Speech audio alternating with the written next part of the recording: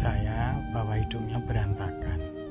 Hidupnya selalu dirundung oleh siklus keputusan-keputusan yang selalu salah. Anaknya terkena narkoba, anak yang satu lagi menghamili anak orang, kemudian calon besannya memutuskan untuk digugurkan, suaminya main dengan perempuan lain, dan lain sebagainya. Dirinya yang mulai sakit-sakitan. Tidak ada yang terlambat dalam hidup ini untuk belajar kedewasaan, belajar penerimaan diri.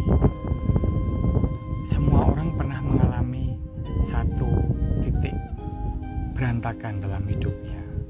Setiap orang akan mengalami satu titik krisis dalam hidupnya.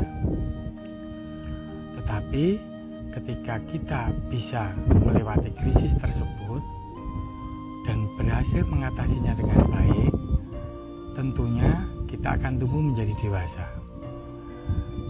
Seperti analoginya candi yang di hadapan saya ini. Candi ini berusia lebih dari 110 tahun, kira-kira abad 9 sesudah Masehi. Ini candi tertinggi di Yogyakarta, Candi Ijo. Ditemukan kira-kira tahun 1860, candi ini dalam keadaan berantakan, seperti puzzle. Ini candi, anak candinya. Ini induk Candi Ijo, candi Hindu yang sangat indah dan agung. Batu candi yang berantakan dalam bentuk puzzle ini dipugar oleh pemerintah. Bentuk-bentuk yang tidak beraturan, yang semuanya berantakan di atas tanah, akhirnya disambung satu persatu.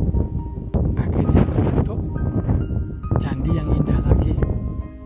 Tidak ada yang terlambat untuk menata ulang hidup ini. Mengapa siklus keputusan-keputusan yang salah selalu terjadi berulang-ulang? Itu penyebabnya adalah ego dalam diri kita, sudut pandang kita yang sempit, wawasan kita yang kurang, dan kebijaksanaan kita yang masih kurang. Keputusan yang emosional umumnya menghasilkan keputusan yang buruk. Dan ketika peristiwa buruk terjadi, itu adalah sebuah konsekuensi.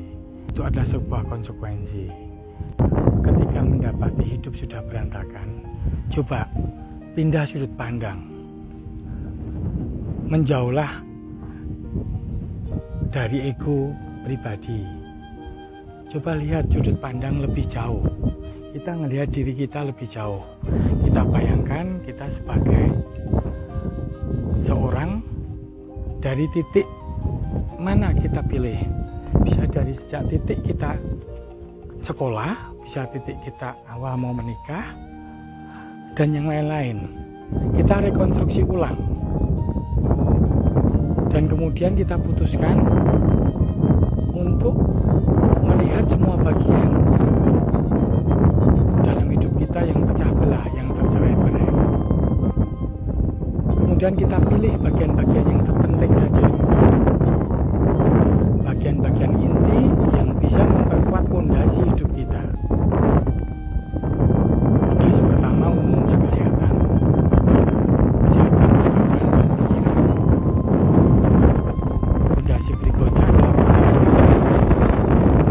Fondasi berikutnya adalah fondasi sosial, yaitu keluarga inti dan supporting system, sahabat, teman, keluarga yang lain. Kemudian fondasi ketiga adalah ekonomi.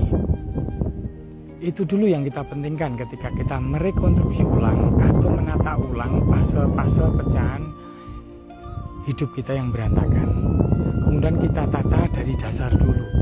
Ketika tiga fondasi utama itu udah kita susun kembali, kemudian baru kita menyusun elemen-elemen yang lain yang melengkapi hidup kita.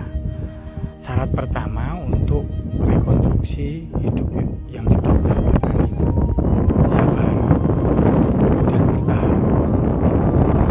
Dengan tahapan dari dasar lagi, dari awal lagi, kita akan mampu untuk kehidupan baru yang lebih bagus, lebih kokoh, dan lebih kuat. Jadi jangan khawatir bagi yang mendapati hidupnya berantakan, diputus hubungan kerja, terkena perceraian, menjadi keluarga yang broken home. Bukan pada prinsip bahwa hidup itu hanya sekali. Pilih jalan yang terbaik dengan kedamaian dan kemajuan. Jangan membandingkan dengan hidup orang lain. Yang dikatakan atau dilihat dari jauh hidup orang lain itu sepertinya mulus-mulus aja, atau seperti ada teman kita yang seperti jalan hidupnya melewati karpet merah menuju kesuksesan. Semua orang punya problemanya sendiri-sendiri. Ketika kita sudah mulai membandingkan, akan timbul rasa iri di dalam hati kita dan pikiran kita.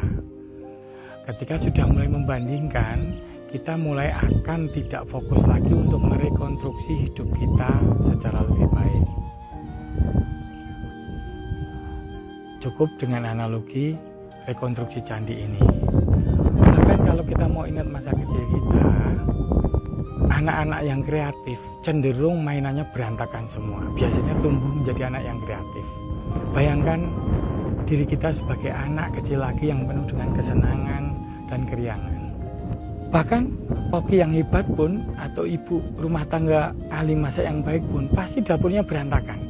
Karena di situ dari berantakan itu didapatkan bahan-bahan terbaik untuk menyusun makanan atau menyusun mainan ataupun membentuk kehidupan yang lebih baik.